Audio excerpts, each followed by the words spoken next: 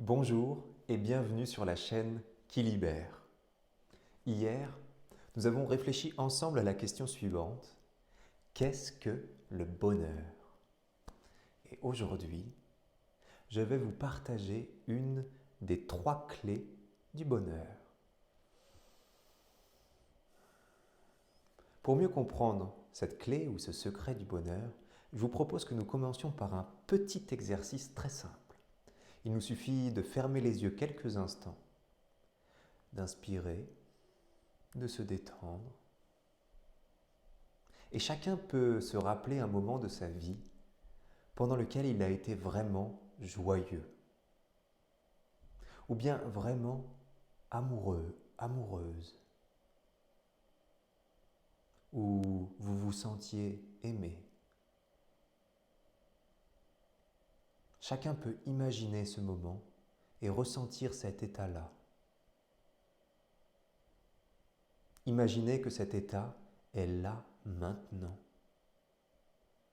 que vous êtes vraiment joyeux, vraiment dans l'amour, et que vous êtes comme ça tout le temps. Alors, vous pouvez vous poser la question suivante. Qu'est-ce qu'il me manque?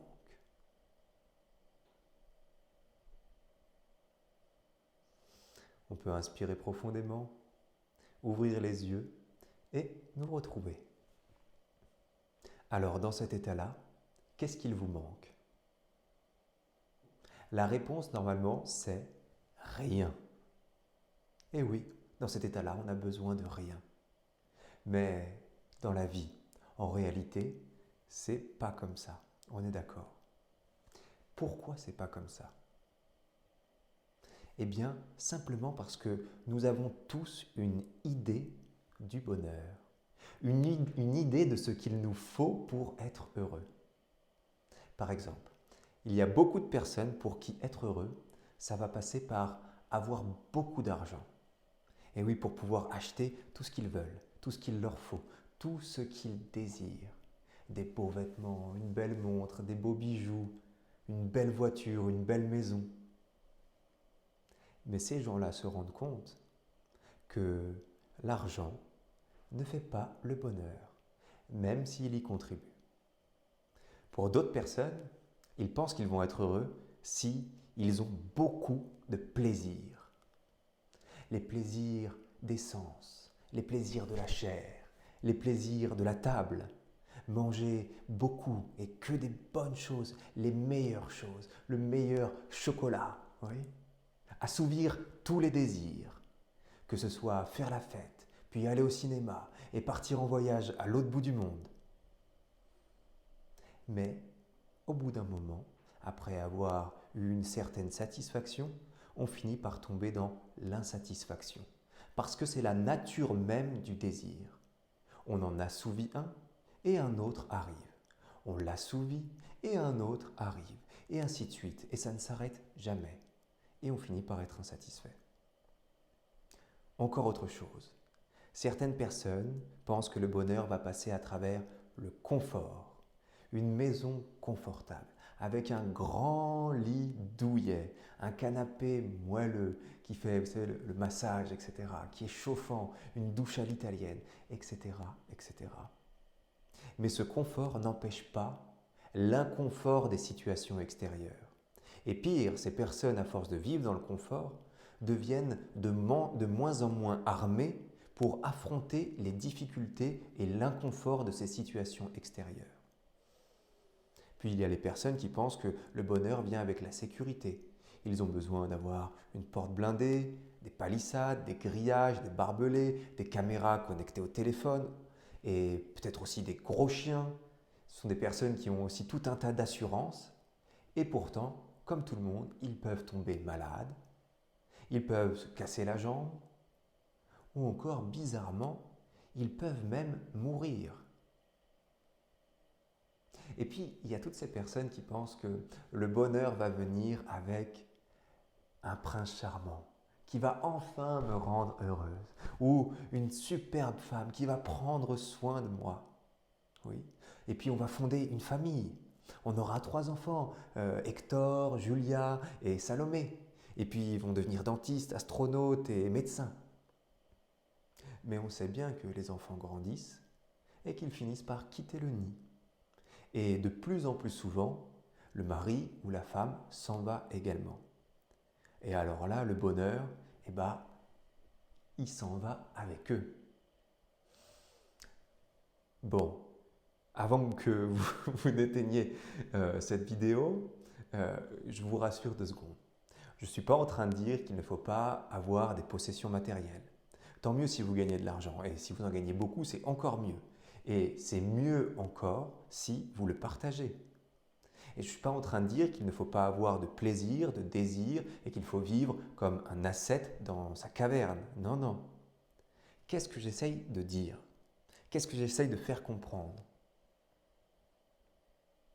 Simplement que tous ces aspects, tout ce qui tourne autour de l'argent, de l'avoir, du confort ou des plaisirs, tout ça ne peut amener que des bonheurs illusoires ou dans tous les cas des bonheurs passagers. Si vous faites dépendre votre bonheur de tous ces aspects que nous venons de citer, c'est toujours voué à l'échec.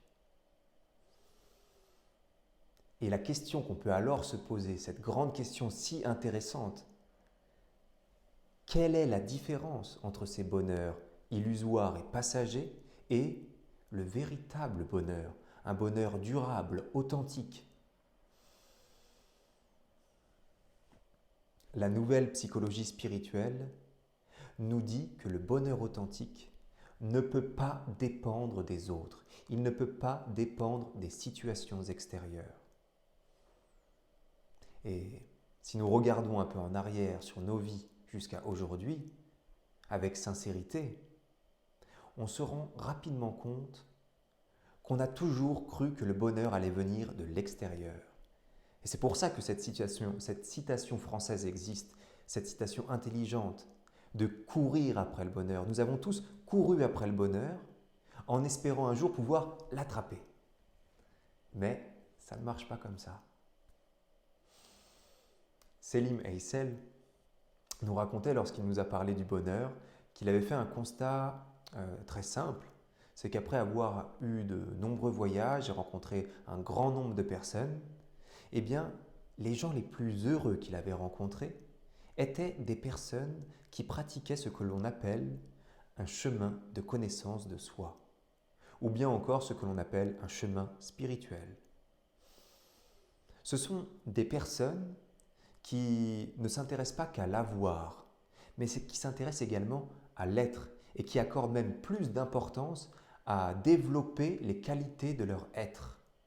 Ce sont des personnes qui abordent la vie, qui abordent les situations, les autres et eux-mêmes avec amour, avec compassion, avec joie ou enthousiasme, avec sérénité.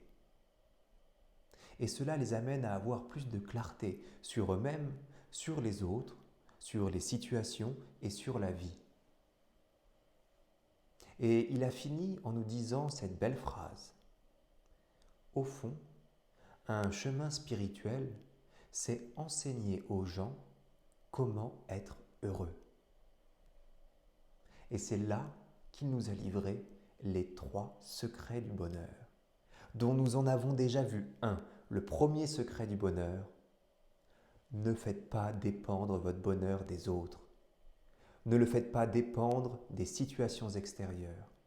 Cherchez le bonheur à l'intérieur de vous, en développant les qualités de votre être, en développant l'amour ou l'amitié, la compassion, la joie, la sérénité. Et sur cette chaîne, la chaîne qui nous libère, vous trouverez tout un tas d'outils pour développer ces qualités d'être. Notamment par exemple la sérénité. Vous trouverez tout un tas de techniques de méditation ou encore de yoga. Et si vous voulez développer encore d'autres qualités d'être, décidez chaque matin de préférer l'amour à la haine, de préférer la compassion au rejet, de préférer la joie à la tristesse ou la sérénité à l'agitation. Si vous décidez ça chaque matin, et peut-être même plusieurs fois dans la journée, chaque fois que c'est nécessaire, vous avancerez à grands pas vers un bonheur durable, vers un bonheur authentique. Voilà pour ce premier secret, et demain, je vous livrerai le deuxième secret du bonheur. À demain!